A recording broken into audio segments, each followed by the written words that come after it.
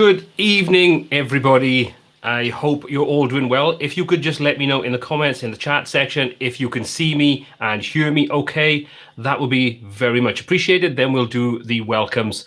So are we sounding okay? Picture okay? Video okay? All those kinds of good things. Everything looking okay? Let me know in the chat section so I don't carry on looking like a plonker. Okay, thank you very much. Well, first of all, let me just quickly say that if I experience any technical issues tonight, I do apologize. I'm actually using a semi-new setup. I've changed my camera from my trusty old Panasonic GH5 and I've gone over to a Sony A7S Mark III, the new one that's come out. So I could do with the tan. You're very, very true. So if there's any glitches, please do let me know. Same goes with the sound side of things. One thing I do like, I don't have to worry about focus now. So when I show you my beer, we'll see that it is perfectly in focus. So tonight we are on the Brewdog Punk IPA.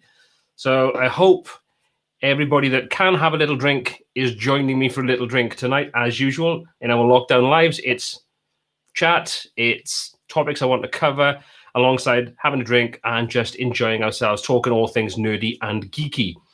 Okay, so let me just do a couple of welcomes before we kick off with the first thing I want to cover tonight. And like I say, first of all, I hope everybody is safe and well wherever you are in the world. Thankfully, in the UK and Wales, where I'm based, we've come out of lockdown now, so we do have some semblance of life coming back, which is always a really good thing. Unfortunately, my English friends have suddenly gone into lockdown, so now they know what it's like. So all I'm going to say is if you want to come over to Wales because you think we've got it easier, stay where you are. We don't want you. Okay? That's all I'm going to say. Just joking. Or am I?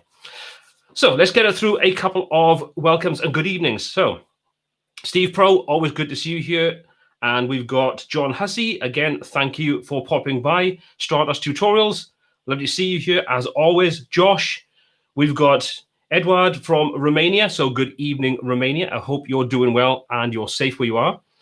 We've got Yassien. I will get that right one day. Good evening, good afternoon. I'm assuming good day at some point in South Africa. So good to see you. We've got PC Republic. I don't know.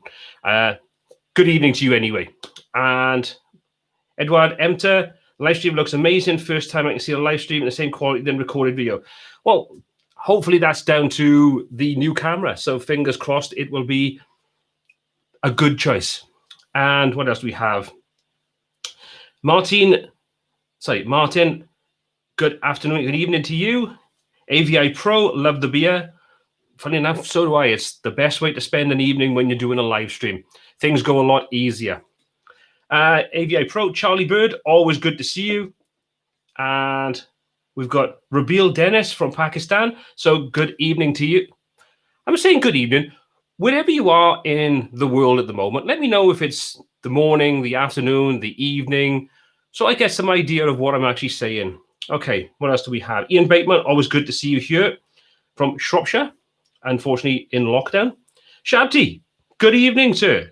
Thank you very much for dropping in. So if anybody doesn't know Shabdi, which I'm sure most of you already do know Shabdi, he is the developer behind the very popular plugin and something that you know that I use a lot on the channel, which is ACF Front-End Forms Pro and ACF Front-End Forms, which is the free version. And I always get the names slightly wrong on these. And we've also got the Front-End Forms free version and pro version, which don't require ACF, which came out recently, which I did some videos on a couple of weeks ago, I think. And they are, as always, fantastic products. So check those out because they are great.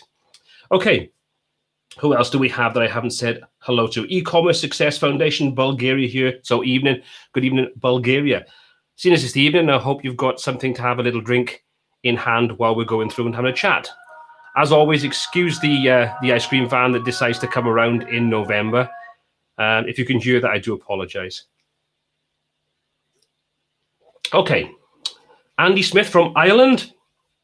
Good evening to you. Good afternoon. 147 Dev, 1 p.m. Probably a little early then to have a drink on a Thursday. Probably still working. So maybe just a cup of tea or a cup of coffee or a cold drink if it's warm where you are. And we've got David Walls. He's in 1 p.m. in the USA Eastern time. So again, probably best you have a, should we say a warm or a cold drink, maybe not a beer at this point in time. Unless, of course, you're off from work, at which point, grab a beer and let's just all join in. And what else do we have? AVI Pro, was it the 7S Mark IV you have? No, it's the A7S3 Mark. So it's the A7S Mark III, the one that came out probably about 6 weeks ago, something like that. It's been on back order for a little while, so I had the email to let me know that it was ready for me at the beginning of the week. So I'm now just testing it out for a live stream, because I've never actually used this for a live stream. So the battery may run out, even though I've got it running through USB power. So I'm hoping, fingers crossed. So if I do disappear, you'll know why. Okay, so let's just take a look at the first thing I want to talk about. But before I do, I just want to give a little shout out to my nephew, Alfie, who apparently is watching.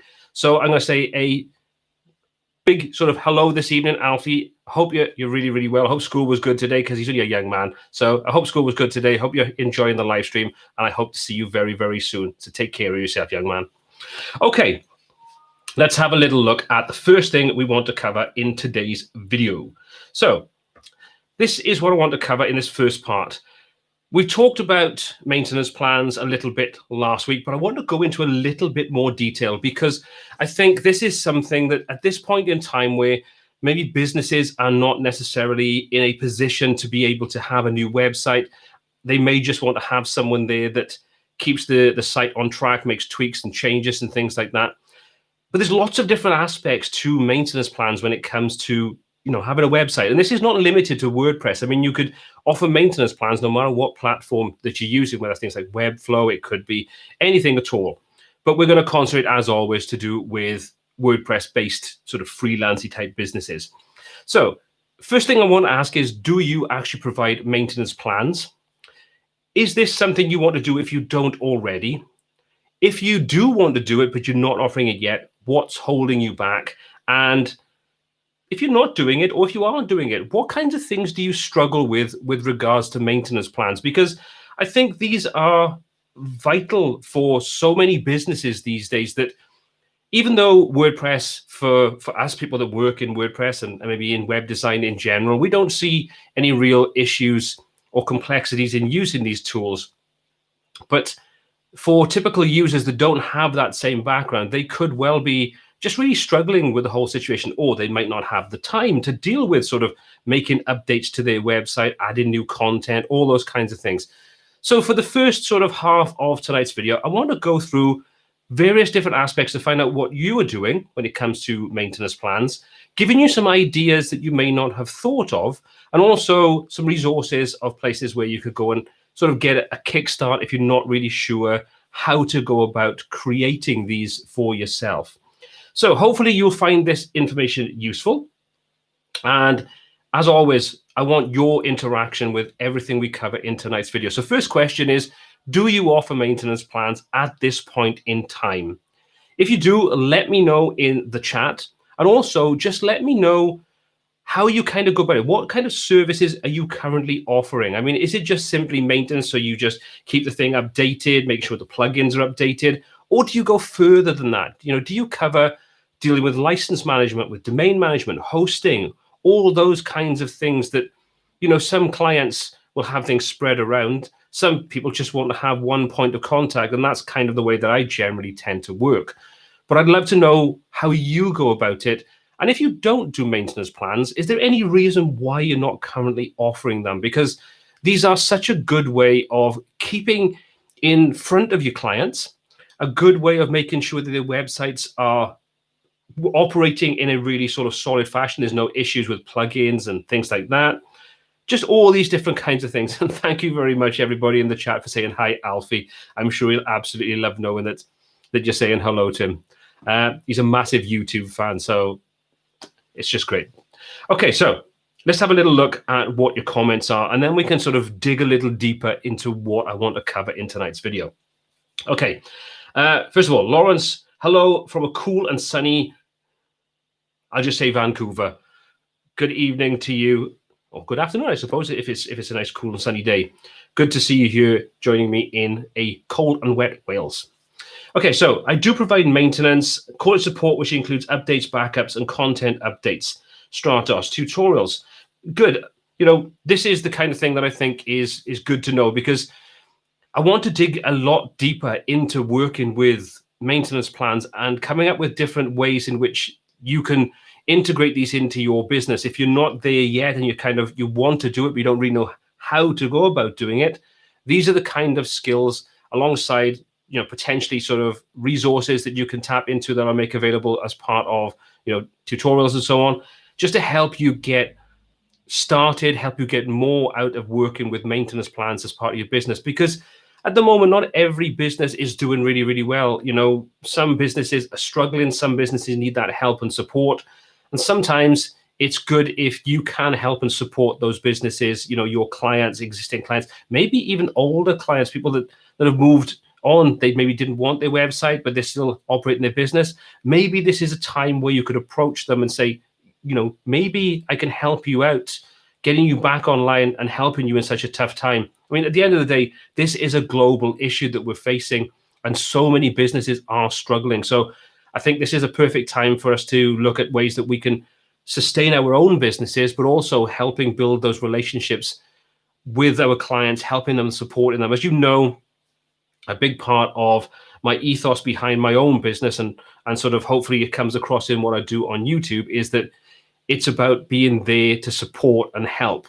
And this is something that I think is vitally important. And it can be a massive thing that helps set your business apart from so many others that just do a job. Thank you very much. You paid me, and now move on, and I'll come back to you in 12 months' time. Maintenance plans are a great way of just building and maintaining relationships with clients. So let me just go and have a little look. Paul Keating, yes, but not formalized. It's basic at £100 per month for updates and core updates, extras for SSL renewal and hosting. Paul, formerly known as Paul C.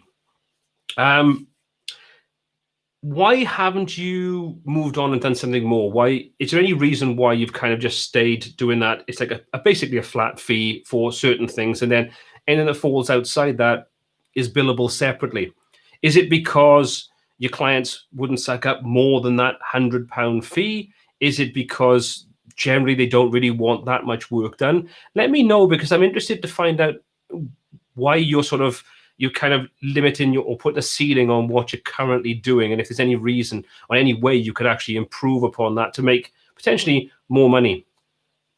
But before I take a look at anything else on there a second, there's one thing I do want to say. If you already offer maintenance plans, if you are looking to offer maintenance plans, be realistic about two things. One, pricing, which is always a difficult thing, but you'll know this as you work with clients, as you sort of look at how you package up your maintenance plans, you'll have a good understanding of how much you could realistically charge. But secondly, only take on as many as you can actually sustain. So in other words, let's just take the example of that £100 per month. Now, if you had 100 clients come in at £100 a month, you'd probably be thinking, this is a wonderful business situation because I'm making 10 grand a month, and some months I'm not doing anything. But the problem with that sort of business model is that when something goes wrong, and let's just use the example of WordPress 5.5 and Elementor 3 at the same time, where lots and lots of people experienced lots of problems. And this isn't portioning blame on any of those. I mean, there's third-party plugins and things were cause of problems. There's tons of reasons why. But that was a massive, massive problem for so many people. The sort of Facebook groups were full of people just saying how this had broken their site and this had broken their site. Their client sites had gone offline. They had 10 client sites that were broken. Imagine if you had 100 clients and they all experienced a problem at the same time. You would have no way of being able to rectify that quickly and easily. Excuse me. So be realistic about what level of service you could provide and the maximum number of clients that you would want to offer that to, and then price accordingly. If maintenance plans are going to be the main bread and butter of your business and you don't really want to do a lot with new projects and new clients, then say, well, for each client, I'm going to dedicate 5 hours a month to working on this site. Then sort of say, okay, and I need to allow at least 5 days a week, not 5 days a month, to work on new client projects. factor in those kinds of things. Work out how you want to go about building your maintenance plan and then work with it realistically. Just be sensible about how you do things. So that's the first two things I wanted to say. Now I'm going to go back and have a little look at what other people are doing. Okay. Ian Bateman. Yes, 3 different levels depending upon the type of site. All include hosting, backups, plugin updates, weekly reports. Okay. Alfie. Hi, Uncle Paul. How you doing, young man? Hope you're okay. Let's have a little look. Steve Pro. Optional various maintenance plans using edited versions of the admin bar, which I want to come to a little later. Also developing video tutorials. Yeah, exactly. I think you're on the right track there with the kinds of things you're doing. Paul, because they're ex-police and always more about tight budgets, looking to go further afield for clients now. Yeah, you've got to know your market at the end of the day. So if you're in a situation where there's a ceiling on what you could charge, you have to operate to that ceiling. But I mean, and for me, I would say that if there is a ceiling there, the most important thing that I would stress is you provide enough value for that ceiling. You start to go over and above, then it starts to become difficult to raise prices if people need more in the future. So factor in the amount of money people want to spend, the amount of time you can actually factor into doing it, and also the number of hours you'd need to spend on doing that kind of work. So there's lots of things to take into consideration there, but thank you so much for letting me know. Okay, Ian Bateman. Also, I offer a discount on any website updates as part of my care plan. No free work, otherwise you will find you bogged down with free website updates. Oh, absolutely. I think we touched upon a little bit last week where we talked about, the last live stream, where we talked about not giving things away for free. Even if you do work for free, and this is something that we'll take a look at a little later in this as well, is that if you give anything away for free, always put stipulations as to what you're giving away. So if you did a design for someone, maybe a friend, family member, something like that, work with them as if they were paying you. So you have a contract in place, you have outline, and the same goes for maintenance plans. Always put in exactly what you're going to supply, exactly what they're going to get, and how much it's going to be. That way you cover yourself. And then if someone comes along, and even if they're doing it for free, then you can still put limitations on it. So when that goodwill gets to the point of you've got paying clients backing up and you can't do it, then you can turn around to that non-paying client and say, unfortunately, I can't keep doing this for free. If you want me to keep on doing it, I can put you over onto my maintenance plan, my care plan, whatever you call it, maybe even at a slightly reduced rate, whatever you want to do. But, always take all of these things into consideration, because at the end of the day, time is money and you can't do everything for no money whatsoever. So thank you so much for your feedback. And okay, so what else? What's your take on either main WP versus managed WP, pros and cons with either? We'll come to the Q&As a little later. Normally what we do, if you're new to the live stream, is I've got topics I want to cover. We have a conversation back and forth.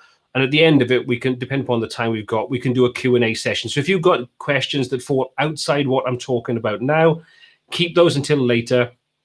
And I'll take a look at answering those. So I can dedicate a little bit of time and not jump around into different things which could get confusing. Good evening, Pez. It's good to see yourself here. And what else do we have? Okay, Nicolay. Prices are quite different depending upon the country. Burdening a small business with additional fees is a risk that can lead to the business simply closing down in this health crisis. Yeah, I mean, every market, every country, every business has different challenges. This is why when anybody says, how do we go about pricing things, give me a guide to pricing, it's impossible to do, because what might cost, say, let's just say someone wanted a website, an e-commerce website, and I say, okay, that's starting at £5,000. And in some countries, they're going to go, great, sign me up. You could go to another country and say £5,000, and they could just look at you as if you've got two heads. You've got to price according to your market. You've got to price according to all those things. Same goes for like maintenance plans, goes for care plans, goes for building websites, everything. You've got to work within it. But I think as long as you kind of follow the basic guidelines, that will set you up to look at your market, to see what you could actually charge them, what it would sustain. And none of these things are set in stone. You know what? None of us saw this particular health crisis coming at all. But that's going to have a massive knock-on effect for so many businesses for several years to come, you know, no matter what country you're in, I think. So you just have to be realistic about how all these things are going to work and take into consideration all these different factors when you look at pricing anything. And if you offer the services whatsoever, I mean, care plans, maintenance plans, whatever you call them, are not for every company or every freelancer and not for every market, but they are a good source of ongoing revenue and keeping yourself in front of those clients. So, you know, there's no one size fits all with any of this. Andrew Downey, good evening, sir. Glad to see you made it in. Okay, so let's have a little look. What else do we have here? Comprehensive contact statement exactly what clients get or don't get for their money. Yeah, exactly, Steve. I think you've got to have a contract in place for any work that you do with any client in any form, whether that's maintenance, building a website, ongoing care plans, ad hoc based things. You have to know what you have to provide. They have to know what they're getting for their money. That way, there's no confusion. Contracts are a great way of doing that. Okay. So now we've seen that several of you are offering these care plans and maintenance plans in various different ways. Let me just take a little time to sort of ask you, what do you include in your care plans? I mean, most care plans or maintenance plans or content update plans, whatever you want to call them, there are some basic things I would assume most of us are doing. Backups, updating plugins, software, themes, making sure the servers running correctly, you know, all those kinds of things. But is there anything else that you offer as part of it? Because I do think there are various different services that might be outside what you'd normally think of including. But the other thing to consider is that if you're not offering a care plan and you're kind of just a little bit confused about how to go about doing it, there is something I would recommend. And I recommended this the other week, and currently at the time of recording this, I believe it is on 50% off, I think it is, which is the website owner's manual. And just bear with me a second. Let me just get this up on screen. And if Kyle's watching again, good evening, Kyle. He's the person behind the admin bar, which is a great group. If you're not a member of it on Facebook, I'd recommend checking that out. And also the I can never say it. There's the website owner's manual. Basically, what it is a way of helping you, if you don't know how to do it, of just saying to your client, thank you very much for your website. Here's all the things that you need to do to keep up to date with it. So check in that the software is up to date, dealing with licenses, dealing with SSL certificates, dealing with hosting, dealing with domain management. You kind of get the picture. And this is something that there's lots and lots and lots of different things that we take for granted that a client may not know anything about, but they need to know how to maintain their website. And this is basically a handbook, a sort of document you'd send to them that just lists all the things that they need to do on a weekly, monthly, quarterly basis, whatever. Then the aim behind it is to basically show them how much work is involved to maintain a site, and then they kind of turn on you and say, do you do this kind of thing? At which point you can turn around and go, well, as a matter of fact, I do. And then you can kind of start that conversation of how much is it going to cost? What do you include? All those kinds of things. There's also a sort of email sequence that you could put into place for existing clients. So if you've got a client that doesn't have a maintenance plan and you'd like to sort of introduce that to them in a nice soft way without any kind of hard sell, you could send them a copy of the website owner's manual just to say, oh, this is something new I'm introducing into the business. I wanted to send it over to you so you could fill it out and use this. And by the way, if you don't want to do this yourself, you don't have the time, these are the kinds of things that I can do. If you'd like to have a conversation about it, I can give you some pricing. So it's a nice soft way of introducing this to existing clients, to upselling clients, to providing them with these services. Like I say, at the moment, this is 50% off. I've got no affiliation with Kyle or the admin bar. I get no kickback for this. To be honest, Kyle did ask me if I'd like to be set up as an affiliate on this, and I basically said, really kind of you to sort of offer that, but I would rather you just get all the money for it because you're the one that's done the hard work on it. Like I say, at the moment it's 50% off, which I think makes it around about, don't quote me, I think it's about $16 or maybe $30. I can't remember. Let me just have a little look. I can never remember what the price on this is. Yeah, it works out. It's $37.99 at the moment, and you get 50% off it. And as you can see, my good friend Dave Foy has endorsed this by saying how good it is. So maybe this is something you'd want to take a look at. So it's just the website owner's manual. If you want to check that out, just do a search on Google for that, and you can find that information all about that there. But like I say, it is a good way of giving you a helping hand if you're not comfortable or you don't really know how to go about selling this kind of service to your existing clients or to new clients. So check that out, have a little look at it. And if anybody's used it, I know Steve Pro has used it. He's the one that had a chat to me about it before. Let me know if this is something that you've picked up yourself, if you've used it, if you implemented it. If you have, what kind of level of success did you see with it? Was it something that helped you out? Let me know. Okay, so let's have a little look at these chats. Laura Mabee. The WOM is the best investment I made in regards to admin paperwork. Laura, let me know why you think that. Tell me what your experience of actually purchasing this and putting this into place in your business has been, because I would love to know the effects it's had on businesses, because at the end of the day, anything that can help you streamline your business, make sales easier, increase your revenue and turnover, all those things are awesome. So I'd love to know, Laura, if you don't mind, if you could take 30 seconds to just let me know in the comment section why and what your experience of actually using this in your business actually was. Okay. Yassian, I include content updates and product banner, hero image updates on WooCommerce site. So basically a bit of a sort of a design and maintenance kind of plan. And this is kind of where I fall with what I've done over the years. I kind of have a maintenance plan, which to all intents and purposes is kind of just, it sells my services at about a 50% reduction on my hourly rate. But I think, as I may have said in the last live stream, you will get a portion of clients that if you give them 12 hours a year, for example, they'll use 3. And then the next year, they'll carry on paying 12 hours at a time and not using all those. And then you get other clients that will use all of their time up, and they'll have multiple different maintenance plans ongoing through the year.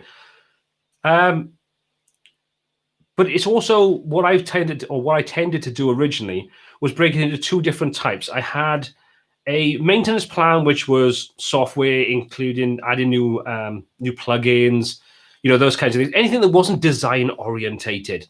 And then I also have a design-based version, which was only design. So if they wanted new pages added, new content inserted, new sections, a refresh of the site design, not a complete redesign, but a refresh, that would be included in that. And sometimes you could also have a crossover, which would have both of those. It really comes down to how you'd want to do it. So I've kind of done both.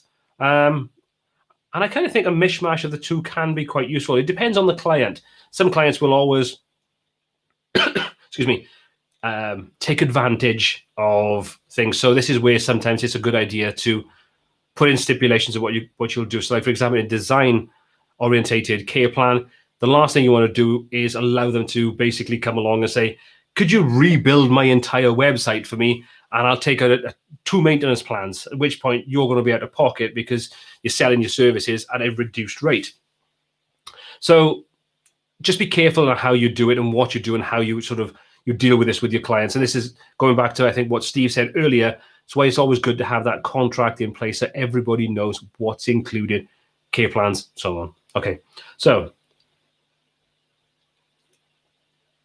what else do we have? Pez Reload, yes, the WIM is an awesome tool. Same question to you, Pez, if you don't mind. Let me know why you think, or what it's done, how you've used it, how you've implemented it, and what it's done for your business, because these are the things that I think are invaluable. Because the last thing I want to do is endorse something that I've got no experience of, and it doesn't do what people expect. Not saying that this has anything to do with that, but it's always good to know how you've used it and what kind of impact and how that impact has played out.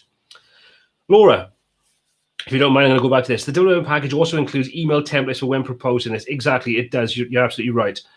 100% for sure. I purchased this back in 2016 and sent out to current clients. Immediately, 95% of clients reached back out to me and wanted to sign up for my recurring maintenance plan. One of the things that WM does is outline all the plugins that you are paying for, maintaining, and that is the bit intimidating for clients, and they feel they need to upkeep of their own. Their email I think it's the fear of updating things that clients don't know about that makes them realize your value and have you come back a care. Yeah, exactly. I think this is where care plans are great. Sorry, my apologies, Yassian. If it's $37.99, is the 50% discount. Although, just bear with me. I got. Let me just check this out a second, so we are on the same page. Oh, sorry, you're going to have a weird, glitchy kind of thing going on my screen now. Yeah, I think you've got to use the coupon code of WM so hard. So let's just copy that. Let's go and get this a second, and let's have a little look. If I have a coupon, we'll drop that coupon code into there. Apply that. And what do we get? $19. So it is 50% off. You just have to use the coupon code of WOM so hard,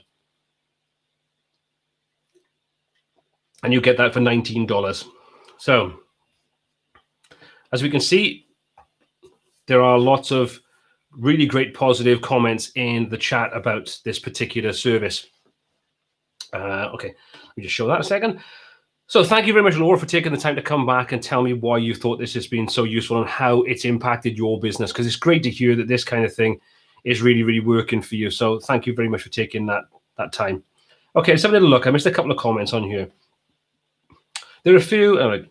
Andrew Downey. The WM is still to actually use it, but I will just sort out what the client must do to look after this site if they don't take the care plan. Yeah, it is one of those things that it does take a little bit of setting up, a little bit of paperwork to start off with. But I think once you've kind of done that, you could probably speed up the process, because you're probably going to be using a lot of the same tools, probably the same theme, the same plugins on most websites, things like Hello, Elementor Pro, those kinds of things. So once you've done it once or twice, I think you probably fly through setting that up without any real problems whatsoever. So, Andy, I think probably be good for you to get stuck in and have a little look at that, because I think there's nothing stopping you testing it out. And if it has the positive impact that it's having on some of the other people in the chat, then it's probably going to be worth the time you take to actually do that when you build a site. Or, like I say, just send it out to, existing clients and see what kind of feedback you get using the email sequence, using the website owner's manual. Nothing hurt to try it. Okay. Let's have a little quick squiz at some of the other comments we've got, and then we'll take a look at the next thing I want to kind of cover. Lewis, hi, Paul. Greetings from Brazil. Good evening, Brazil. I hope you're well out there, Lewis. And what else we have? Yeah, Steve Pro. The WM can be edited. You can add your own logo, etc. And if you've got software like InDesign, or you've got like Affinity Publisher, for example, there's no reason why you couldn't just take the content out of the website owner's manual, tart it up a little bit, add your own graphics, your own branding, your own color schemes, and so on, and send that out as a nice branded document. The world's your oyster, as it were, when it comes to this. This is just a starting point, and then you can modify it, as with all these things, with contracts, with agreements and things. You take what you start off with and you modify it to build what you need for your business. So I think the same goes with the website owner's manual. Use it as a starting point, not as a one-size-fits-all complete solution. Cool. Okay, AVI Pro +1 for the WOM. Exactly. Not sure about that coupon code, Dirty Mind Paul. Okay, yeah, I can see where you're going with that one. Time for another drink. Okay, so let's just take a little look now at the next thing I want to cover. Susan Wheeler Hall, excited to see how you enjoy that Mac Mini. Well, Susan, unfortunately, I've got to wait until between the 16th and the 23rd of December to actually receive that. So with my little bit of impatience, I may have accidentally popped out this afternoon and accidentally picked up a MacBook Air, possibly. And within the first sort of hour or two of playing with it, I might have actually really just kind of fallen in love with it. So I'm looking forward to the MacBook Mini as well to see how that goes. Okay, Pablo, hi Paul, first time here. Do you have a Patreon? No, I don't really. And greetings from Guatemala. Hello, Guatemala. I do have a Patreon, but I don't really use it. If you want to offer any kind of support like that, which you don't need to do at all, if you just do a search for WPTuts Buy Me a Coffee, you should find there's a link on there that'll allow you to make a donation, whatever they want to call it, buy me a coffee. Josh, you just purchased the WOM, thanks. I hope it works out well for you. And if you have the opportunity to, come back onto another live stream in the future, or you're part of the Facebook group, or, anything like that, any way you kind of get in contact and support and become part of the WPCrue and so on, let me know how it's working for you, because I would love to know if it's doing what you hope it'll do and the success you've had with it. Let me know. At the end of the day, that's the beauty of these kinds of live streams and the things we talk about. It's all about helping all of us succeed in business and make more money and have a better life. It sounds grand and all that kind of stuff, but that's what we want. We all want to have a better life, and we don't mind working for it. So let me know how you get on with that. Okay, so let me just jump over to a different screen a second. Okay, so let's take a look at the next point, which is continuing on to do with the whole maintenance plans. So you've got a couple of questions. How much should they cost the client? How do you price them? And how do you justify them to your client? Now, these are the kinds of difficult things. How much should it cost and how do you price them? They're for you to kind of figure out. But how do you justify them to the client? That's the difficult one. But I think this is where using something like the website owner's manual can be a good starting point. So let's take a look at how do you price them. We've kind of touched upon that at the beginning of this. You've got to look at what you're offering. If you're offering just basically your service, then you can look at what's your hourly rate and do you want to discount your hourly rate for people purchasing in bulk. That's probably the easiest maintenance, content, update plan, whatever you want to call it. If you want to get more creative with it, you could then look at things like including your hosting in it. So you could say, instead of offering annual hosting, you'll break it down over 12 months in a monthly payment, and then you'll tie them into a 12-month contract. Taking it another couple of steps further, you can include any licenses.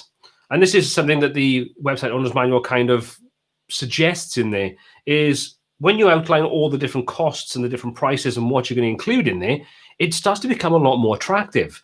If people don't have to worry about paying for Elementor, a theme, additional plugins, all the various different things alongside hosting, alongside domain registrations and SSL certificates, and all of these things, they can very quickly mount up to a large amount of money. And if you are basically giving a client the opportunity to spread that cost over a 12-month period and have your services included in it, then it starts to look a lot more attractive. And this is where it helps you then sell it to existing or new clients, because you're saying, well, you can pay me all this if you want to, or you can take over paying it all yourself if you want to, but you can come to me and I can deal with that for you.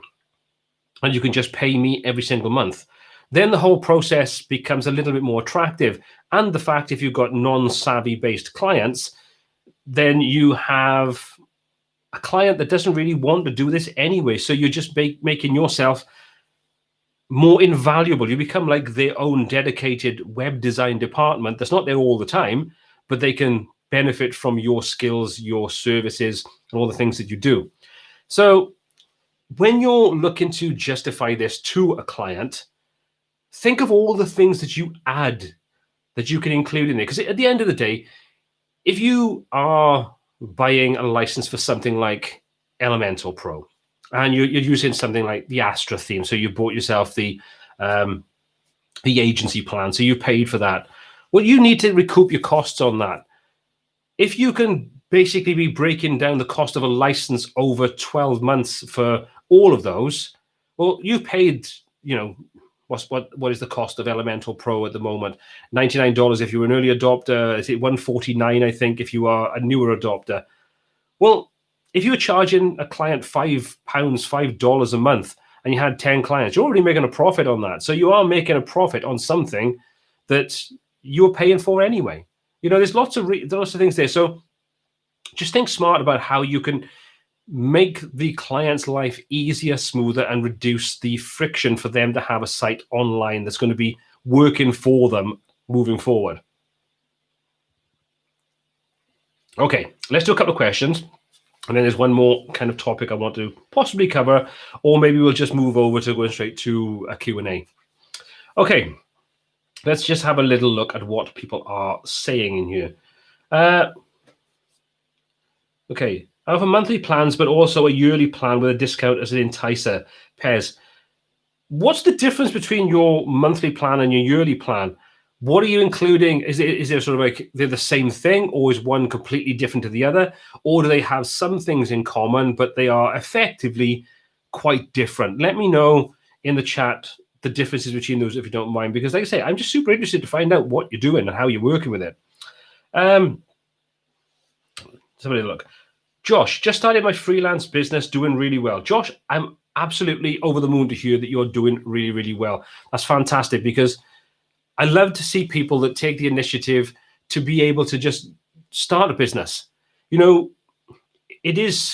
not for everybody. It really isn't for everybody. So I think if you're taking the initiative to do that and you're doing well already, that's a big thumbs up. And I'm sure everybody else in the live chat will be the same and give you a pat on the back for awesome work. So well done, and long may it continue.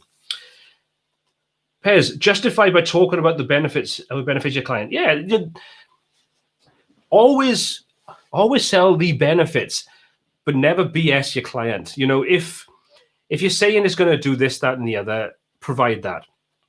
If you're going to provide, you say you're going to provide 10 services, provide 12, because you want those clients to be giving you that money every single month, because it's hard finding new work. I know that things are difficult in some areas, some countries, some people are really struggling with finding new clients.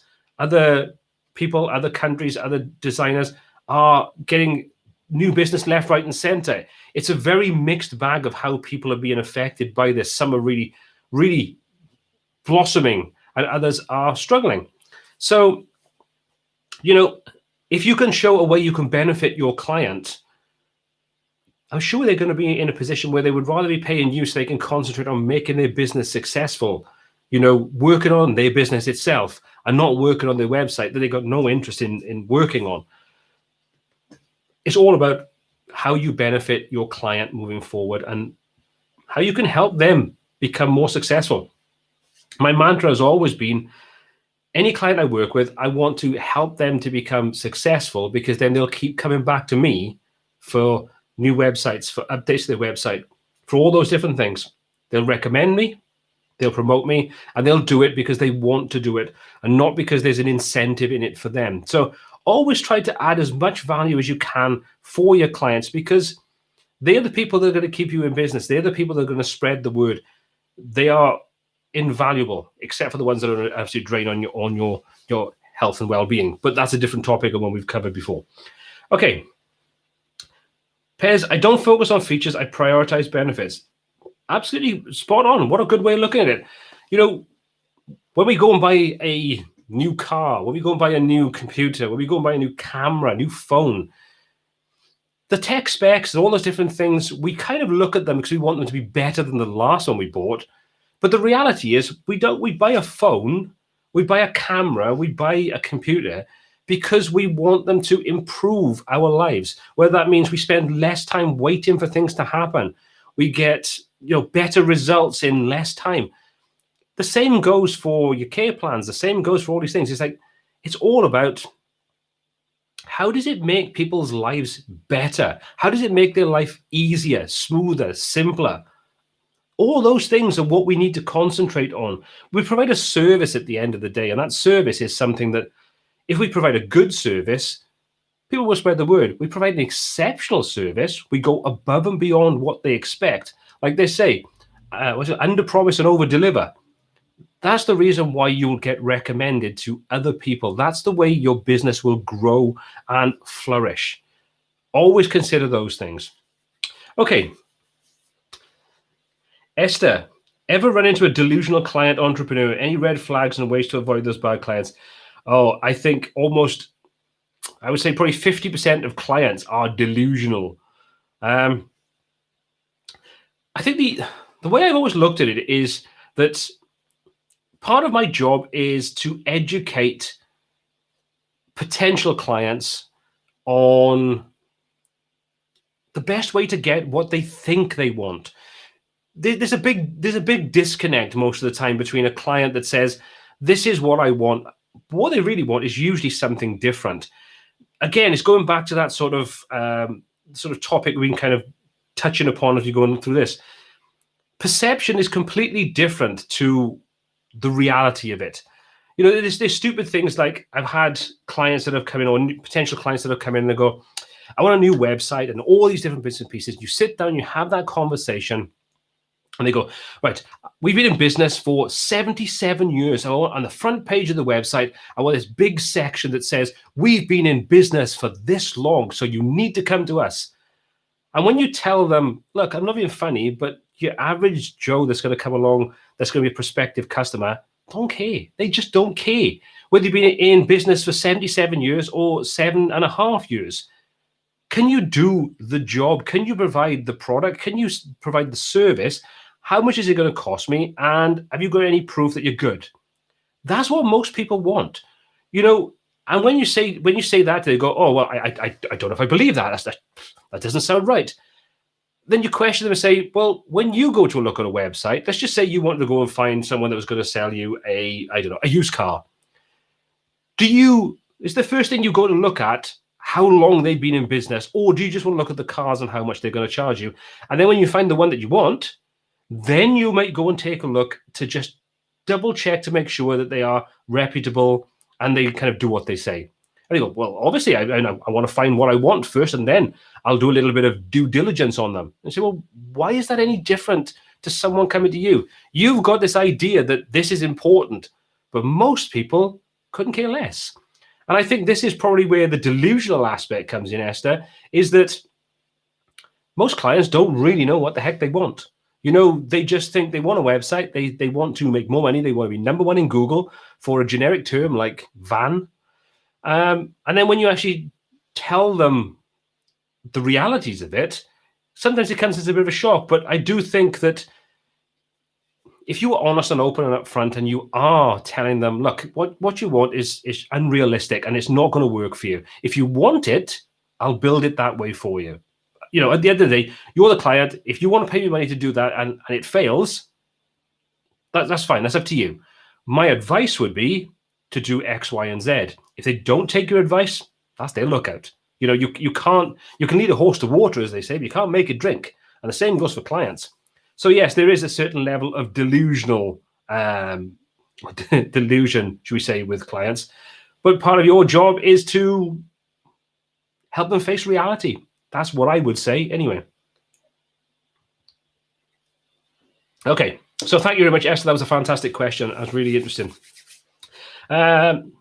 Steve Pro, potential clients that argue the heck over pricing before anything's done are probably not going to be an easy ride. Oh, Steve, yes. The other red flags. Let's just cover a couple of little red flags. Steve's come up with a perfect one there. If you get a haggler to start off with, you really don't want that person as a client, because they're going to haggle and question every decision you try to make and probably argue the toss on every decision you try to make, even though you're trying to do the best for them. So I would say that is a red flag. Hagglers. Anyone that comes along and says, I've got a cousin who's in university that can do this for me for £200, tell them to go and get that cousin to do it. Because when you've got people that are that obsessed by budget, they're never going to be a good fit for you as a client. These are all little red flags that I think as you progress in your career, as you become more comfortable in saying no to people, you'll come across them, you will find them, you will identify them straight away, and you'll have a little thing that'll go off in your head, it'll go ping, and you go, I'll be polite, but when I go back and I put the quote together, I'm going to put a much higher value, because I know this person, if they take me on as their designer, is going to be an absolute drain on me as a person and the business. So they're going to be a much more unrealistic client to a client that comes along and listens to what you say. At the end of the day, they're paying you for your expertise. And it befuddles me why they just don't want to argue with you to say, well, I know better. It's, well, if you know better, you don't need me. It's like, if you know that well, just go to someone that'll do literally do the technical aspect for you, and then you can just tell them everything you want to do. So red flags, I think there are obvious ones, but there are also lots of times where you'll learn them. You will know what they are as you move forward. It's the way of the freelance web design world, as it were. Okay, so a couple of questions, and then we'll take a little look where we're going to go from there. Andrew Jameson, let's have a look. So Pez, we have to keep in mind that we don't have to accept every client prospect. It's okay to say no. Absolutely, it's okay to say no. I've said this many, many times, and I will continue to say it. When we start out in business, freelancing, solopreneur, agency, small business, whatever you kind of start out with, you feel like you should say yes to everyone, every job that comes to the door, because money is the driving factor for everything that you are doing.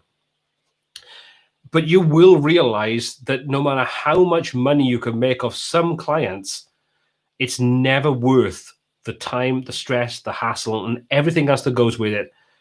You will be better off saying no to that client, potentially taking that short-term hit in the pocket for the long-term gain you'll make when you work with better clients that will make you more money, will have less stress involved, and they will be a much better fit for you. At the end of the day, we're all people. We buy from people. And just because you're the one that's selling and someone wants to buy, doesn't mean to say that you have to accept them.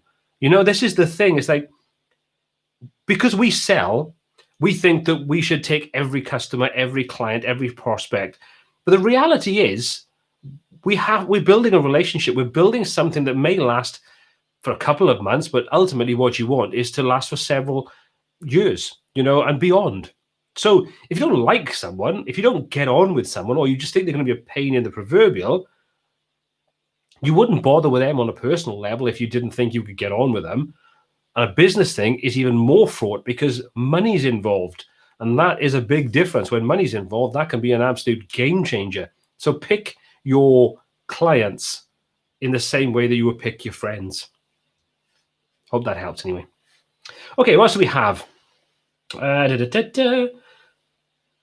Steve Pro. Explain realistic expectations of what a website can or cannot provide for their business. Yeah. And also try to find out what the heck they want to achieve. Forget about the technical aspects. Forget about the how long the business has been established, all those kinds of things. Find out from the get-go what they need to achieve with the website. If the thing is to increase turnover, they want to have an online store because they've never had one before. They want to update it or whatever. What's their realistic goal for that? Do they want to increase turnover online by 20%? The sort of overall profitability by 20%? That's a tangible thing. And then you can say, well, to do that, we would need to do these kinds of things. And that would be building the website, but also the marketing, the promotion, all those kinds of things that helps drive traffic to the website and sell on the website and convert those people. That becomes something that is tangible. That becomes something, that is measurable. And that is much better than, I want to sell online. That's all I know. That's just doesn't help. Really doesn't help. So when you sit down with that potential client, with that prospect, when you pick up the phone and have that first conversation, try to find out what they want to achieve and then worry about the technicals. The technicals are secondary because most of us can find a solution to most people's design requirements, whether that's building an e-commerce website, building a sort of like a business listing site, whatever it is. There's technical ways of doing that. But if you don't know what they're trying to achieve, you're only kind of getting half the story. And it makes it very difficult then to create a tangible end result that meets the expectations because you don't know what their expectations are. Okay, so I was going to go on cover another topic, but I'm not going to worry about that. We'll do that in the next live stream. It's not particularly important. Two things I want to do right now. Have a drink, so 2.5. And I want to ask you for some questions. If you want to ask me anything, ask me. And the second thing I want to just go over is Black Friday is coming up alongside Cyber Monday. Now, I probably will put something together to do with some of the deals that I think are worth checking out. But what deals are you really looking forward to? Anything, any sort of software, any themes, any services that you just really want and you're waiting for Black Friday and Cyber Monday to jump on board with those? Let me know, because I know, well, I'm pretty sure that most people are holding off at the moment buying anything, knowing that Black Friday and Cyber Monday are just around the corner, and there are already offers starting to roll out across different platforms. So let me know what you're looking forward to. And also, if you've got any questions, now's the time to do it. We can have a little Q&A for 10, 15 minutes, and then we can sort of wrap up tonight's live stream. So I do a couple of comments, a couple of questions, a couple of bits and pieces in the chat. Like I say, get those comments, get those questions, get those rolling in, and let's just have a little bit of a two-way Q&A. Okay. What else do we have? Charlie Bird, what are your thoughts on offering a free website and then they have a monthly charge for the site and maintenance?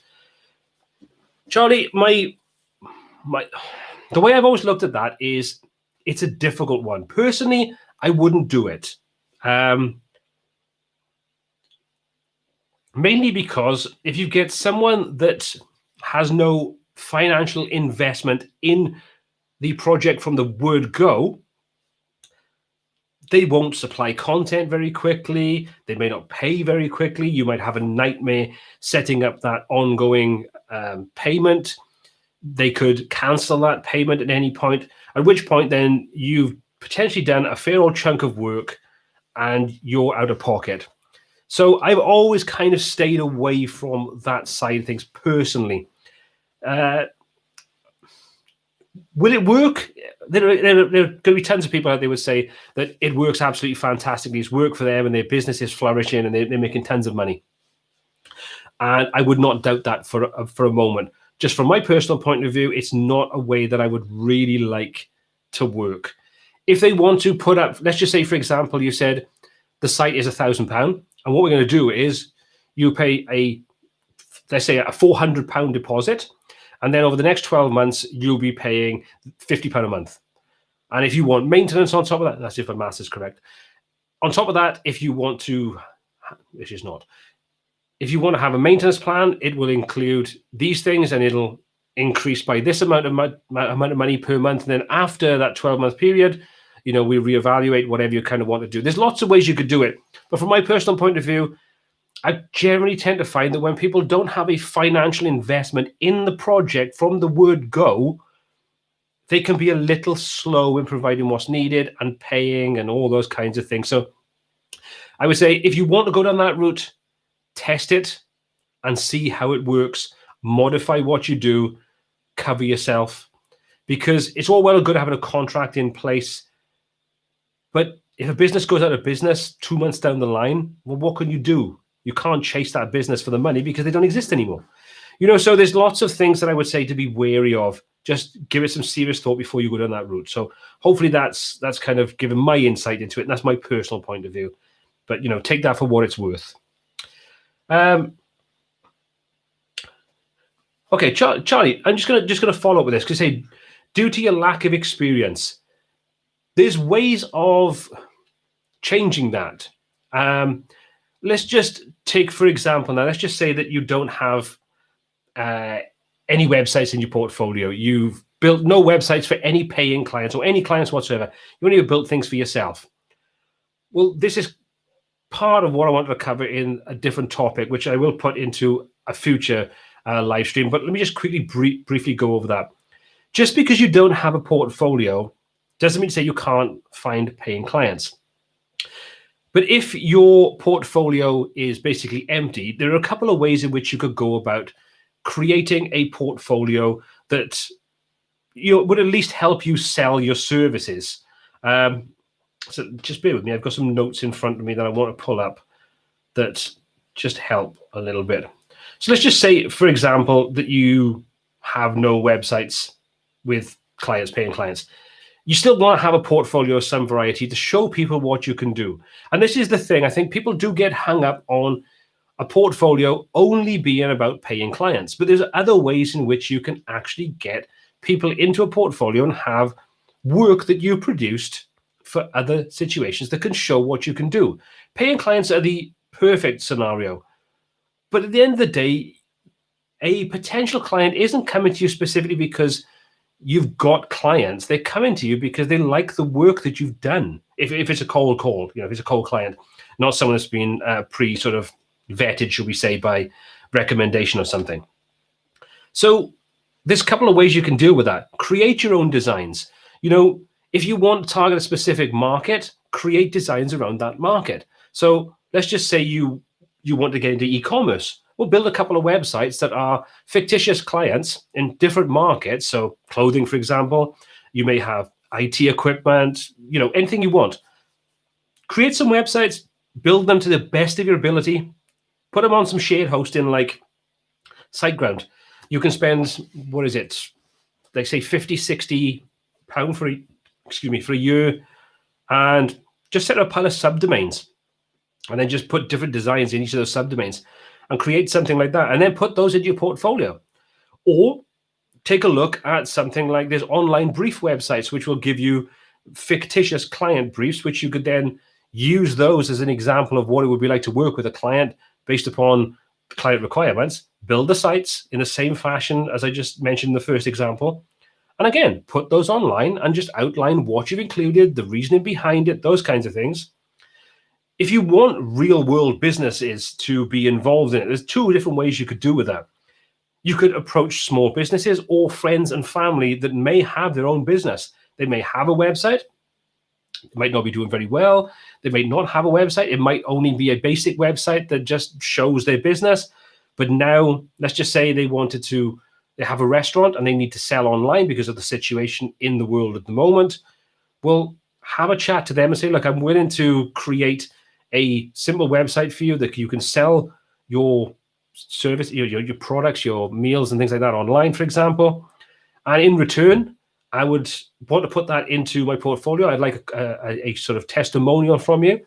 And then in the future, if you like what I've done, I'd love it if you recommend me to other people. Or if you want to use my services for, again, things like ongoing maintenance and things like that, I'd be more than happy to work out a care plan for you. So you could then potentially turn something that would be a freebie to start off with into a potential paying client. The final one would be, I'm sure there's going to be non-profits in wherever you live. It could be something that you're passionate about yourself, or that you just would like to get involved. And again, with anything you do for zero cost, treat it as if it was something you're being paid for. So make sure that you have that contract in place that says what you're going to get for that zero outlay. Anything above that will be something you would charge for. If you want ongoing licenses, if you want to use things that are paid for, we can factor that in, and there will be these charges. But you can use that as a great starting point to build your portfolio, and then you can be more confident if your portfolio is something that you still feel a little bit sort of self-conscious about, more confident when you then talk to potential clients or prospects, that you can say, well, take a look at my portfolio. These are projects that I've created, the designs, I've built the sites. You can check them out online if you want to try them out, to give you a good example of what I can do. That is something that any one of us could do if we don't have clients. So don't ever let that be a barrier. There's ways of dealing with it. There's ways of getting examples online, whether that's paid for, free, whatever you want to do. Just use your initiative to develop these and then put that together. And just be open and upfront. Just be honest about it. I hope that helped anyway, Charlie. I hope that's kind of just giving you an idea on just some ways you could go about dealing with it. Okay, let's have a little look at what comments we've got. Let's have a little look. Okay. Upwork is full of red flag clients. I'm sure anything like that is going to have a lot of red flag clients, because by its very nature, you've got people looking for things for cheap. And they will generally be the ones that will want to haggle and get the most for their very small amount of budget. Patrick Killian, not a problem. You're a little bit late. That's fine. You've made it. That's the most important thing. Okay. What else do we have? For some clients, free is too expensive for them. Andre, you're probably right. And again, I think whether it's a free client, a paying client, you still have to look out for those red flags. You know, there's going to be times where you look at someone and you're talking to them and you think, I would love to work with you, but I know it would be a match made in hell. And then you walk away politely, but just don't ever be afraid to say no. Don't ever be afraid to say, I don't think it's a good fit, or I'm too busy. You know, yes, you can go down the route of cranking your prices up by doubling them. And if they come on board at that point, well, you could probably think, well, it's worth it for the fact that I'm going to make double what I would normally make on a project like this. But if it's someone that you just don't think you could get along with, just don't take the project. You can always go back to someone and be very polite. So like, I'm really sorry. As much as I would love to work with you, my diary is full for the next 9 months. If you're willing to wait 9 months to work on the project, then I'm happy to sort of book you in and take a 50% deposit now. Chances are they're going to say no. But, you know, if they do say yes, well, you could say, well, in 9 months' time, I've got that project to work on. I'm going to also charge them more because I know it's going to take a lot more time and involvement with that particular client. You could think that's worthwhile. Or alternatively, you could just say, just don't need the projects for me, thank you very much, and move on, you know? Maybe even suggest someone else that you think would be a good fit for that particular project. You know, another business that you know is local to you that you would quite happily pass that work on to. Lots of ways of dealing with it. Right, what do we have? Chryso Livera. I do apologize if I butchered that name. Crockablock lifetime discount. There is a Crockablock deal coming out, which I believe is on the 24th, and I think it's 40% or up to 40%. And I think it includes the lifetime. I'm pretty sure it does, but don't quote me 100%. But there is an up to 40% Black Friday deal coming out. I think it starts on the 23rd or the 24th of this month and runs for about a week, I think. I will have something up on the Facebook group and also up on the YouTube channel at some point saying about these different deals and things. So keep an eye out if you're wondering when that actually goes live. But there should be a deal going on. Fluent CRM and Crockablock Black Friday deals. I have Fluent CRM. I bought it on Lifetime a couple of weeks back, but I still haven't got around to testing it out just yet. So if anybody uses it, let me know what you think of it, because I know it's called the Fluent CRM, but at the moment it's basically Fluent email marketing. I know the CRM is something they're going to be building into it in the future, but if you use it, let me know your experiences. Have you found it a good product? Were you glad you invested in it? Like I say, I jumped on it because I thought, well, it's not something I might use right now, but it is something that I think I would probably use moving forward. So let me know if you've used it and what you think of it. WP Front-End Admin. What are your thoughts on WP Front-End Admin? It looks promising, but I was wondering what your thoughts are. Sammy, is this the one that I used in my first couple of tutorials where I did things like, I think it was the original real estate website. I think it was the car sales website. If that's the one I'm thinking of, if I'm right on that, if I'm wrong, please let me know. It's a good product. It's just, there's a lot in it, and just setting up like with the client accounts and stuff, I thought was a little bit complex. You know, it was something that I thought, well, it could have been streamlined a little bit better. But overall, the product itself was good, but a little complex. There was a lot going on in it. So take that for what it's worth. But clients that expect extra business just because they have a website without marketing the fact they have a website. Yeah, I mean, I could probably count on many hands the number of e-commerce websites that I've built for clients that seem to think that if you build it, they will come. It's like, it doesn't work like that. It's like if you built a shop, or you opened a shop and you just left all the whitewash on the front windows and you didn't put any sign outside, would people come and take a look? No. I think the best analogy I used with a client was, well, if you had if you had a shop but you didn't tell anybody your address, how would anybody come to buy it? They go, well, they wouldn't know where it was. Well, how is that any different to a website? Apart from anything else, you're not competing with maybe 100 shops on the high street of your local town. You're dealing with millions, and also Amazon. You know, so it's like, yeah, this is where I say that I think a big part of working with clients is educating clients on the real aspects of having a website. If you just go in with, I'll build it and that's all I do with it, and then you just crack on, a lot of the time you will have clients that are not particularly satisfied because their expectations, they didn't know what their expectations were, or they didn't convey those to you, so you couldn't then, sort of benchmark those or show them better ways of achieving those particular goals that they had. Anyway, right, let's have a little look. Stardust tutorials, tested .NET Forms, nice tool that works with every page builder. Again, it's one of those things that I've got it there, and I think the feature set on what they're offering is pretty expansive and not expensive, because I think you probably all know my bones about form plugins, how they're ridiculously expensive. You compare that to something like Elementor Pro or Beaver Builder or something like that, and then you've got something that does forms. And don't be wrong, some of these forms are incredibly powerful plugins, but they do one job. And to me, it's like whether they're charging $200, $300 for a license for 5 websites. For me, that's like, whoa, that's insane. But .NET Forms, I think don't quote me, I think it's about $60 for lifetime, which I think they've been running the same thing on their .NET add-ons. Ridiculous jump on it. I would grab it, because where it is now and where it might be in, 12 months' time, for that amount of money, it's worth having that lifetime license in your back pocket for when you come across a client or a project that just requires some of the things that it does. I would grab it. Okay. Nikolay Bakalov, I have a question, but pretty sure it's not for this chat.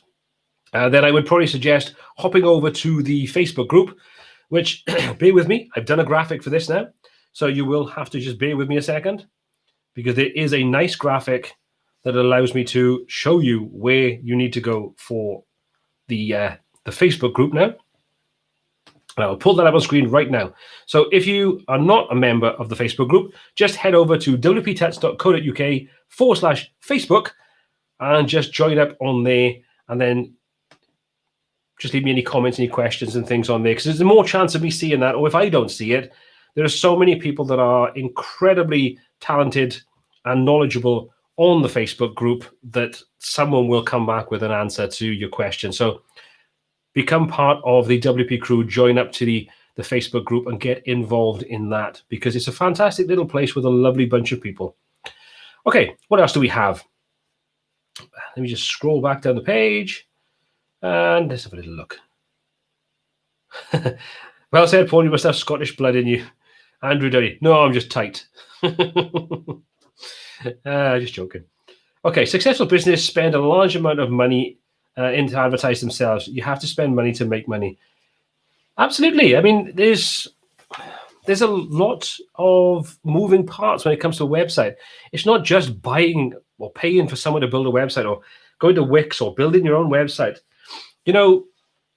As I've said to many different clients, it's like, it's very hard to get a new customer, but just sell to the ones you already have. The number of businesses that I've worked with and I continue to work with that don't seem to realize how important their emailing list is to making more money is beyond me. You've got an online store, for example, and you've sold to 1,000 clients. Well, those 1,000 clients, their cost per client could have potentially been quite high, especially if you're doing advertising through Facebook ads, Google ads, those kinds of things.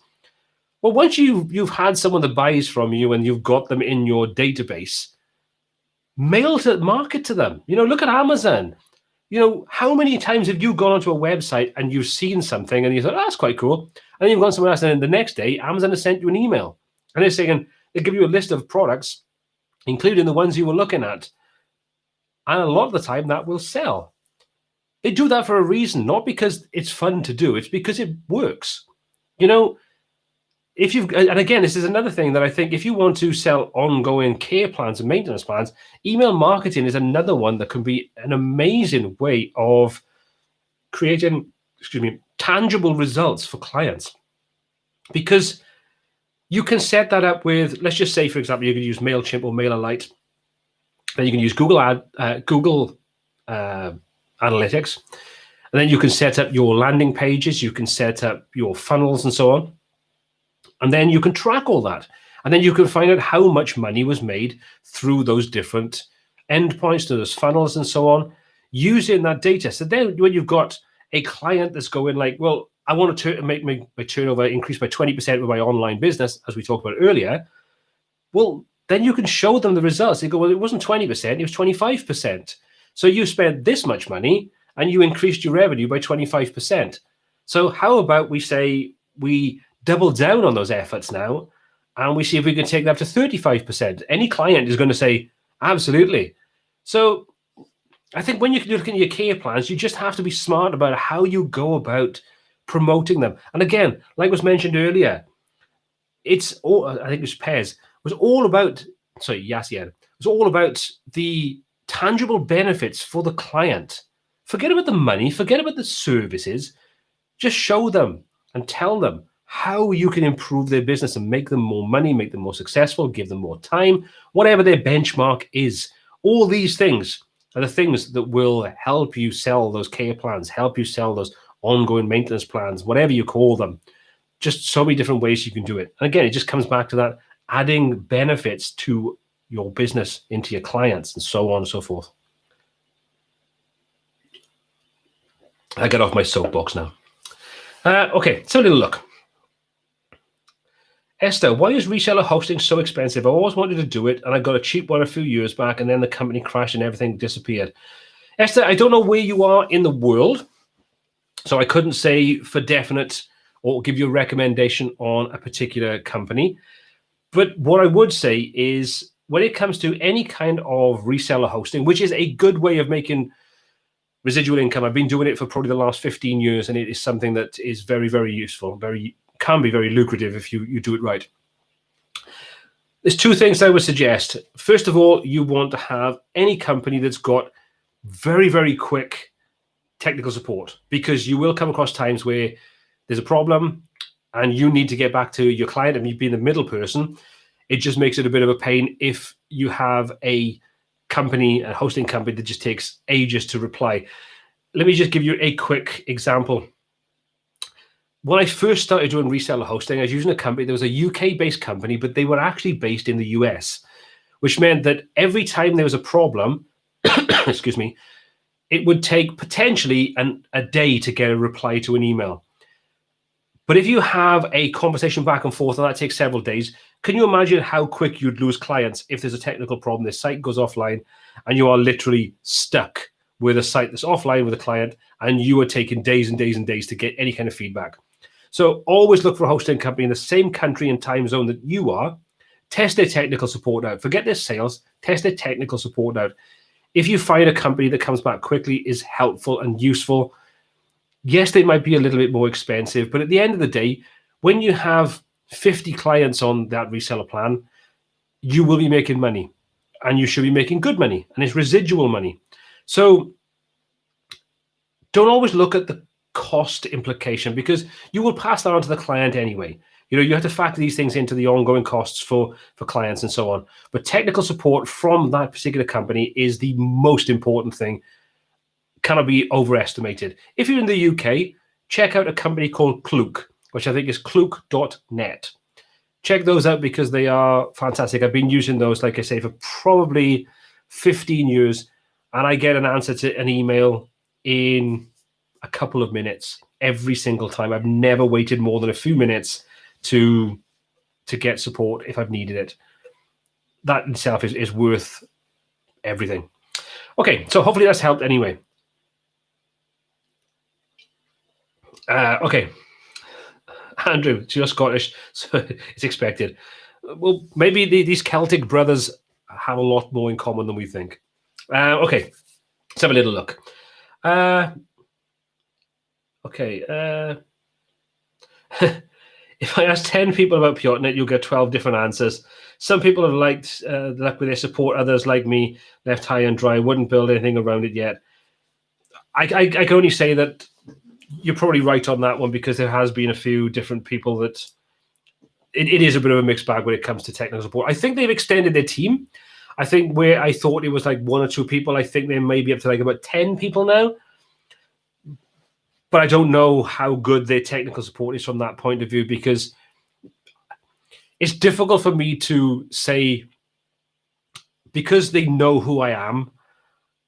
If I sort of message them, they might give me different treatment to what you may have. And that doesn't mean to sort of sound like I'm something important, but because if I'm creating content or potentially create content around their product, and I have Facebook groups and I have sort of YouTube channel, I've got a platform that if I found something was rubbish, I could say it was rubbish. So they might treat me a little differently.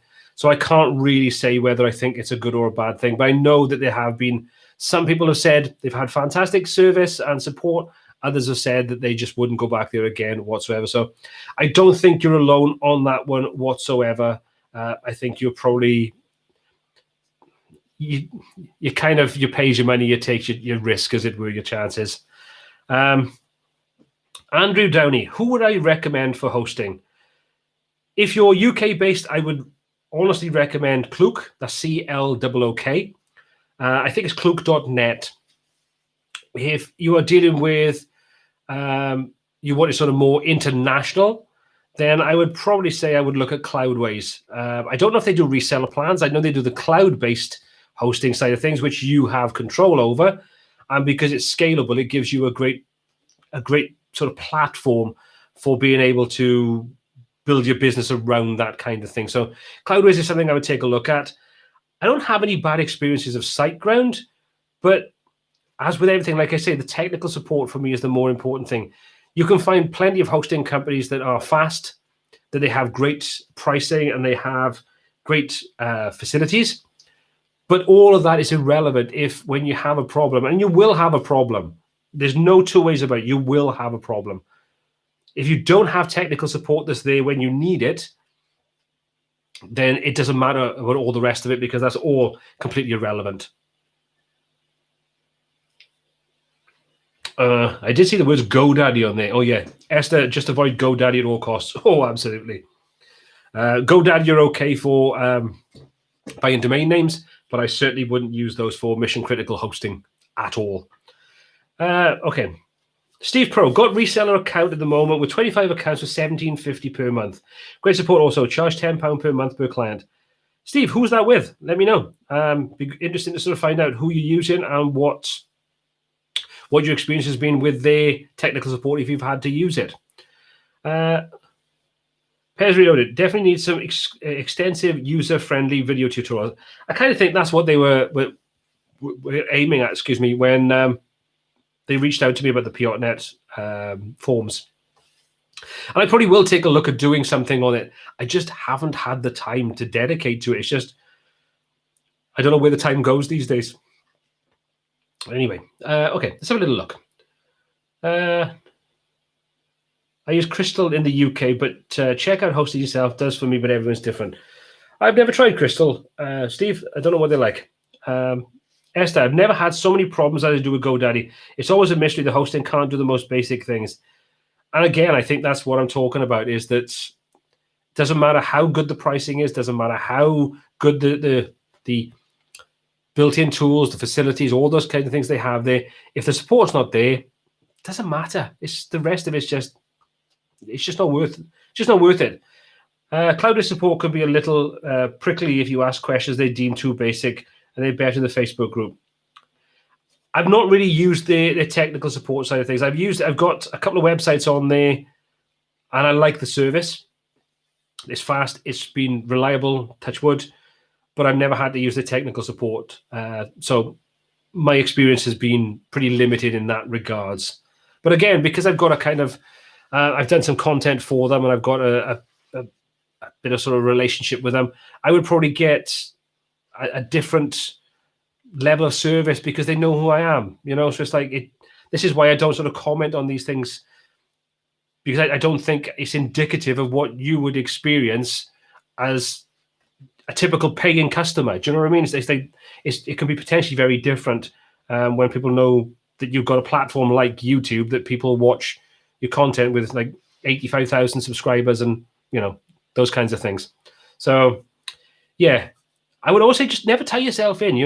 If you can get like a month or two plan with any of these, anything you're sort of looking at potentially using, then I would say if you're looking to build a business around it, you want to do your due diligence. If that means you've got to spend a little bit of money for a month or two's hosting so you can build some sites and you can have some technical problems and reach out to their technical support so you can find out, is it any good? Then I would say that's worth the due diligence and the small amount of money you may have to pay to do it. And then when you find someone that's actually good and solid and their support is great, then take a look at building around that platform, you know? Okay. Samuel, we need to round up custom loops. Your advanced tutorials in ACF, edit skin, etc. great, but so confused what plugins work with what custom query loops. You've left us web design You have left us a web of disjointed solutions. Well, Samuel, I'm sorry to hear that. I do have a video covering custom loops, which compares, I think, 4 or 5 of the main culprits. So you may want to check that out. If you do a search on the channel for, I think it's WordPress loops or custom loops, maybe, have a little look, and that might help out and give you a sort of indication of how each one of these works, because each one that I cover in there, I do actually cover how to set it up and how to use it. So it's not just there's this option, this option, this option, and this option. It's like, well, there's this one, and this is how it works, and there's this one, and that's how it works. So maybe take a look at that.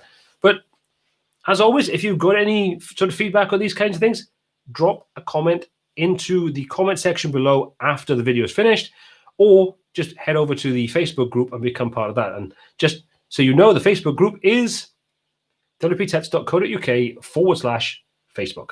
So you can check that out there, become a member, and join up. Completely free, and it's a lovely, lovely group of people, many of which are in the chat tonight. Okay, let's have a couple more questions, and then we're going to round up. Okay. I like CloudWorks, but their support has been the worst I've ever dealt with. Pairs, in what way? Let me know. Like I say, I've never dealt with their support, so I don't really have an experience of how good or bad they are. I mean, I'd hate to think they're bad, but please do let me know why you've had such a bad experience. Okay, so what else do we have? How do you market service maintenance plan when the client asks what you do for the value and they say they'll do it themselves? Let them do it themselves. That's all there is to it. I mean, at the end of the day, you can offer the service. And I think this is where if you struggle to maybe sell the reasons why, ongoing maintenance, care plans, whatever you want to call it, is something that would be useful, maybe check out, like I say, the website owner's manual, because that kind of tells people all the things they need to do to maintain their website. And like I said, the purpose of it is to kind of make them feel slightly overwhelmed, so they think, I would rather just pay someone to do it. But you're never going to get every client. You're never, ever going to get every single client, because you're always going to get some people that would be more than happy to do it themselves. And the reality is they probably won't touch it. And then when it's a problem, they'll come back to you. And this is where you make sure you've got, everything in place to say that if you want work done, it'll cost you this much money. It's being a web designer, being a freelance web designer, agency, small business, whatever you kind of are. These are all things that you have to test out. You modify how you work with things. And it's just a learning process. Where I was 10 years ago to 5 years ago to 3 years ago to now, it's all different. And this is part of the fun of doing it, is that you just learn these different things. You find opportunities that will work for a couple of years, and then they don't. As websites and website software becomes simpler, there's less need for people like us to maintain it. But not everybody can be bothered. Lots of people want to concentrate on their business and not on their website. So, just take that into consideration and sell the benefits of why having a care plan in place can save them time, make them more money, and all those kinds of things. Sell the benefits, not the actual physical what you're going to do for them. That to me is the most important thing. So, just be smart about how you kind of do it, and you probably find you will pick up clients, but don't expect to get every single client. It's not realistic, and it's not needed. You only got so many hours in the day you can dedicate to paying clients for ongoing maintenance as opposed to building new websites. Factor those things into your projections for the next 6 to 12 months and figure out what the best way to go about doing it would be. Paul Keating, thank you very much for the super chat. You are an absolute star. Okay. Flywheel. So, Susan, are you using Flywheel for your hosting or just the local by Flywheel so you can develop offline then upload to a different hosting company? Let me know. Be good to know. Flywheel, I understand, didn't Flywheel kind of just buy out, or didn't one of the sort of the big conglomerate hosting companies buy out Flywheel recently, or whatever the sort of hosting company that was kind of linked through to Flywheel, and not necessarily make such a good service as it used to be. That was kind of the things I picked up on. So it'd be interesting to sort of find out if you are using it. Well, WP Engine, that's it. Thank you very much, Susan. How did you find it since they bought it out? Because a lot of people were really kind of unhappy with that buyout. Because WP Engine, I understand, don't have a particularly great track record when it comes to hosting and so on. So, Susan, you're having an amazing service with them. That's absolutely fantastic to hear. And it's time for another beer. So I do apologize. I will try to stay sober enough to answer the next couple of questions, but we can never guarantee.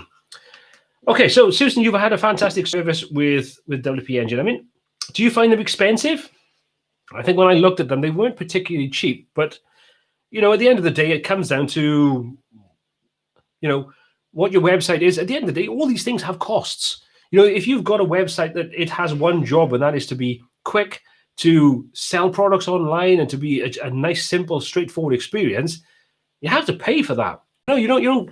If you want to become a race driver, you don't buy a 1 liter Mini and expect it to go around the Nürburgring at the same speed as a Ferrari. You have to invest in it. But it would be interesting to sort of know what kind of pricing the WP Engine is, and if you found the service that good, have you found it's worth paying that extra for to get that extra service?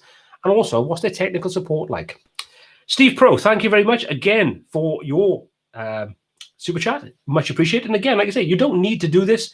I'm more than happy to be on a Thursday night drinking beer and talking all things techie with you guys. It's just a fun way.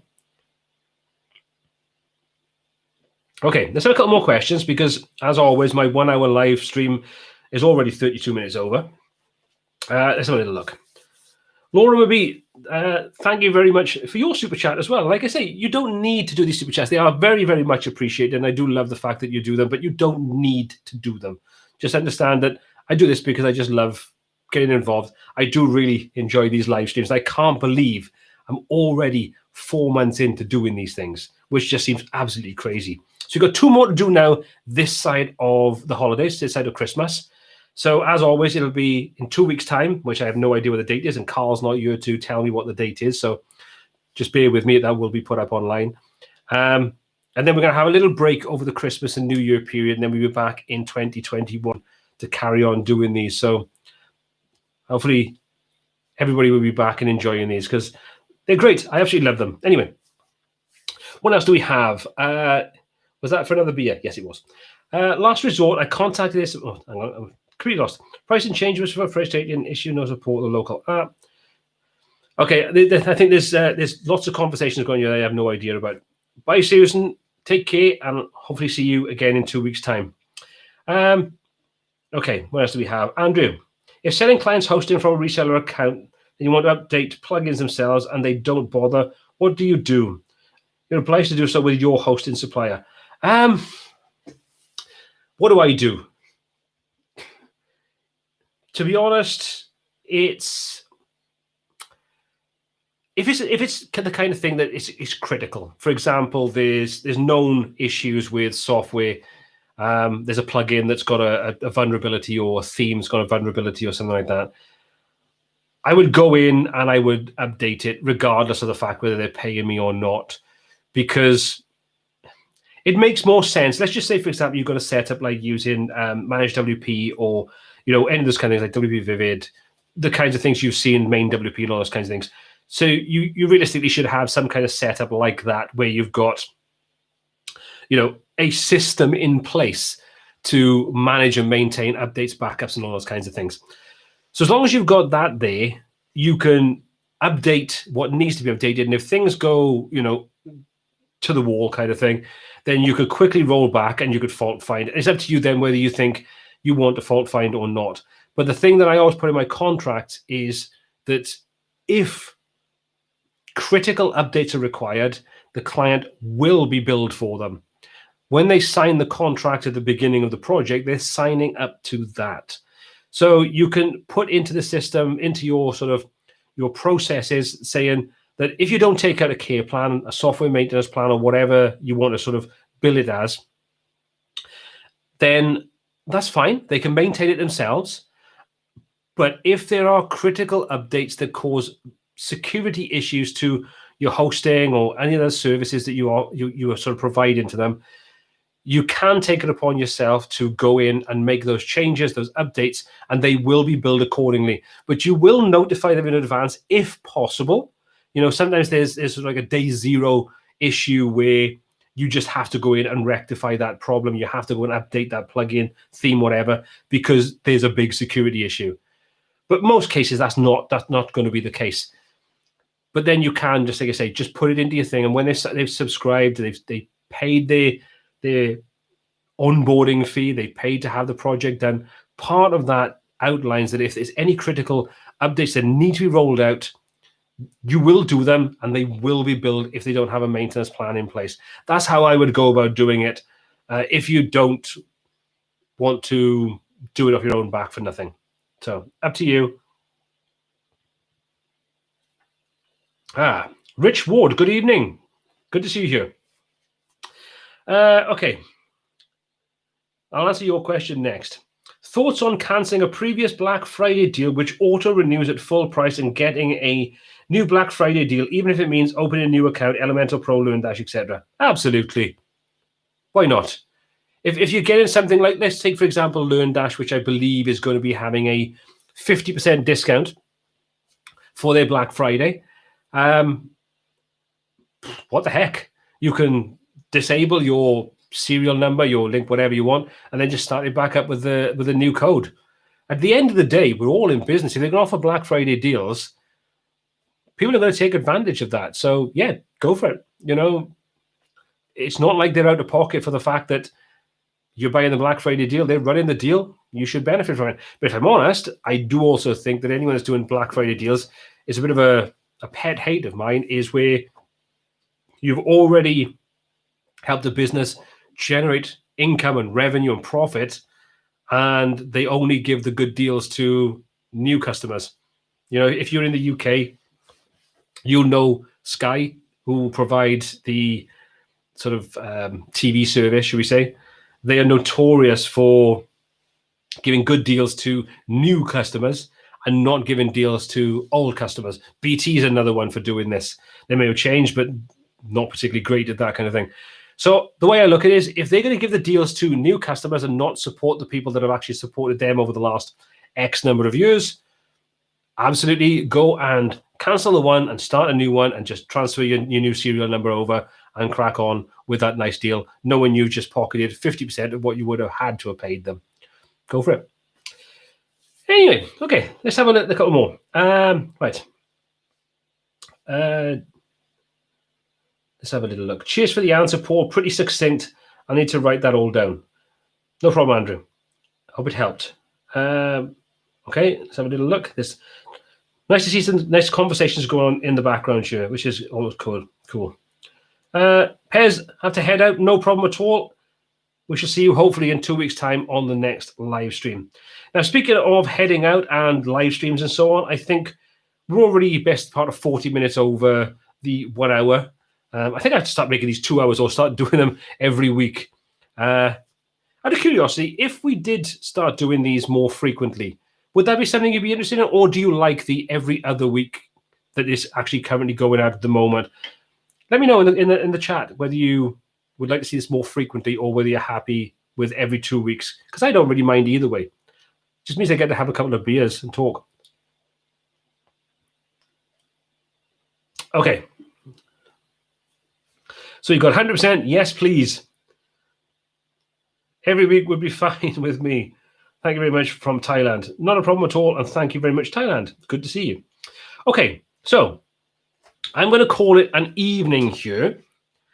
And I would just want to say, as always, as I wrap up, thank you so much for taking the time out of your day, your evening, whatever time it is, wherever you are in the world, for joining me. I hope you found whatever we've covered tonight in the topics I've covered and the chats and the questions and the answers and so on. Hope you found it useful.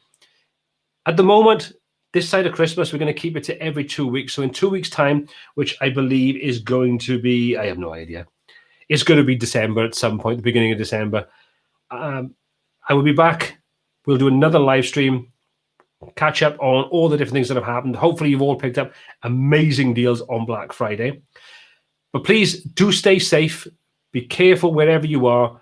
Good luck in whatever you're doing right now. And I will see you in 2 weeks' time, as well as seeing you around the WPTuts Facebook group and also on the WPTuts YouTube channel. So until then, take care, and I will see you in a couple of weeks' time.